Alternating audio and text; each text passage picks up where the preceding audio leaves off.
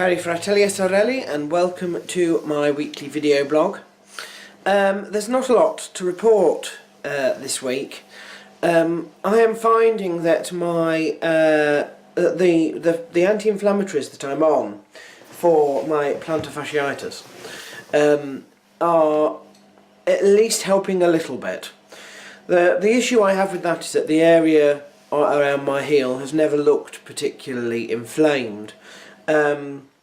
And these are generally anti-inflammatories, so I didn't know if they would really help much, and I've had to go onto them slowly because there is a danger that they react with the sertraline that I'm on. Thankfully I found that they don't, and I think that's probably because I didn't start on 3 a day, but just 1, and sort of worked my way up.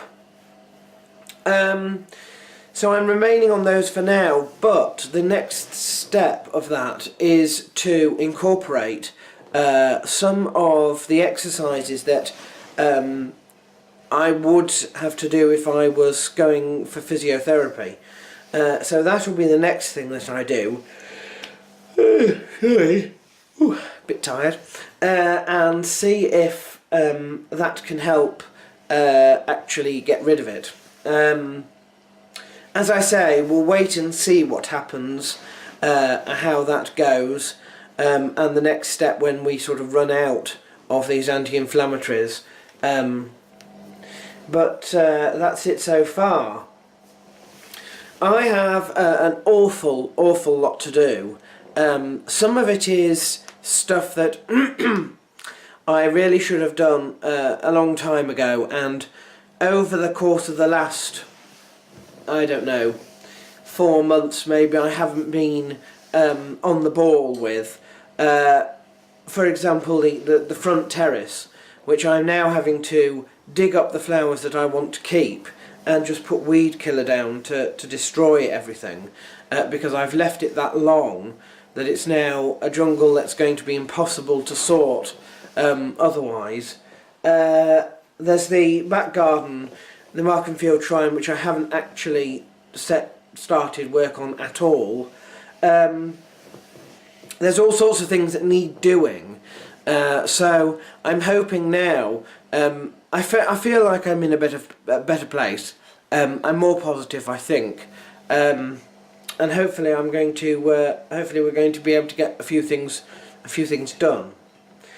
The other news, of course, is to talk about how things are going with the political campaign now that we have left the European Union. So the thought was that Boris Johnson would be the next Prime Minister, because obviously now that David Cameron is resigning, there needs to be a party selection process for the new leader of the party, and that person becomes Prime Minister by default until there's a general election, which they can either call straight away, or they can just sort of ride out the rest of their term, now that we're on sort of 5-year contracts, so to speak. The problem is that he's cracked, has Boris Johnson. Boris Johnson has suddenly said, no, I'm not going to run for in the party contest. Therefore he's not going to be selected, therefore he's not going to be the next Prime Minister, which of course everybody was not expecting. Most people believe that the issue is that Boris thought that David Cameron would not resign so quickly and trigger Article 50 before leaving. Therefore, the person to pull the trigger on what is going to happen would be him, and then Boris could simply blame David Cameron for everything that goes wrong if he's not getting a good negotiation with Europe. What he doesn't seem to want to be seen doing is actually triggering Article 50 himself, and therefore wholly responsible for what follows. We think that it's probably not the last that we will see of him.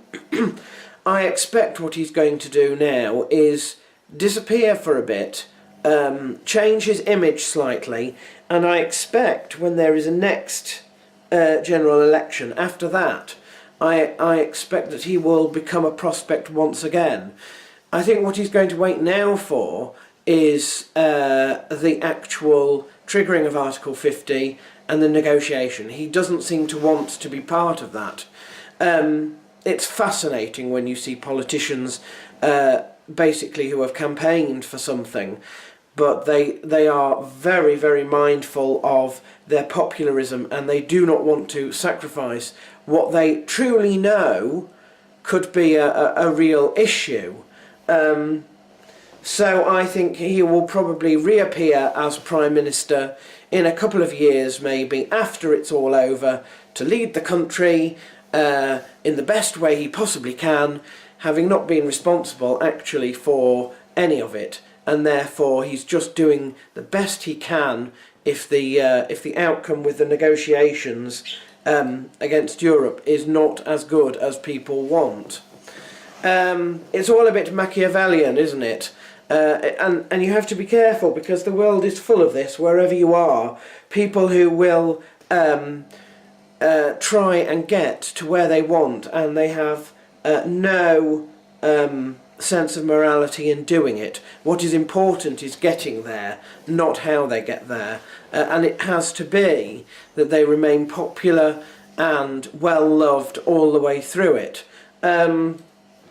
So anyway, the other issue is that Gove, who is a politician who has had great problems because he is very dictatorial, he has been moved around cabinet positions because he is well known for really, really upsetting the areas of the state that he looks after, you know, education, and his clash with trying to reform that, and the teachers' union didn't like it, and then it was the health service, and the NHS bosses didn't like it, and everywhere he's gone he's staged a negotiation with those in charge, and it's been an absolute he's had to be moved from department to department so that they can get someone there who will actually fix it.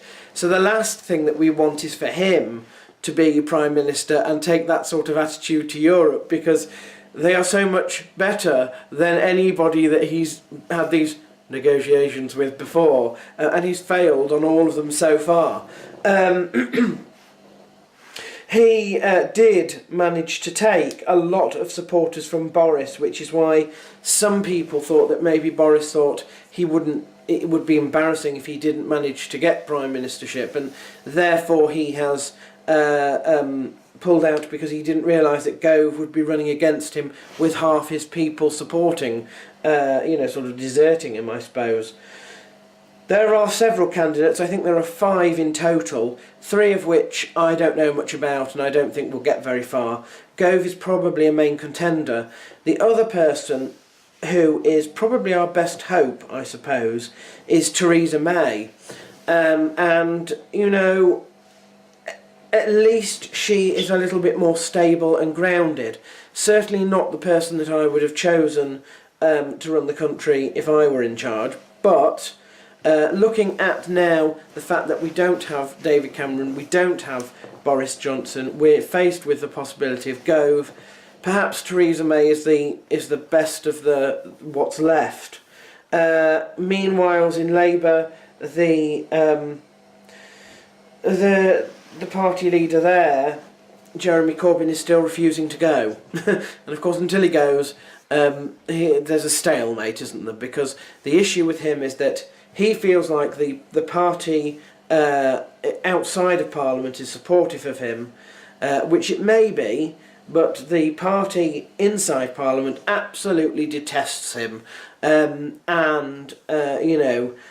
the best thing would be for him to go, but he is not willing to sacrifice himself for the good of the political party, so it would seem. So let us now end by wishing people who have their birthdays this week many happy returns. We've got Karen Andrews, Laura Hill, Valerie C, Gordon Ryan, Andrew Hardcastle, Adi Curcio and Andrew Barrett. So best wishes to all of those. I hope you get many happy returns and eat lots of cake. I eat lots of cake even though it's not my birthday, and have a very good birthday, and I shall see everybody else next week. Until then, Pax Vobiscum.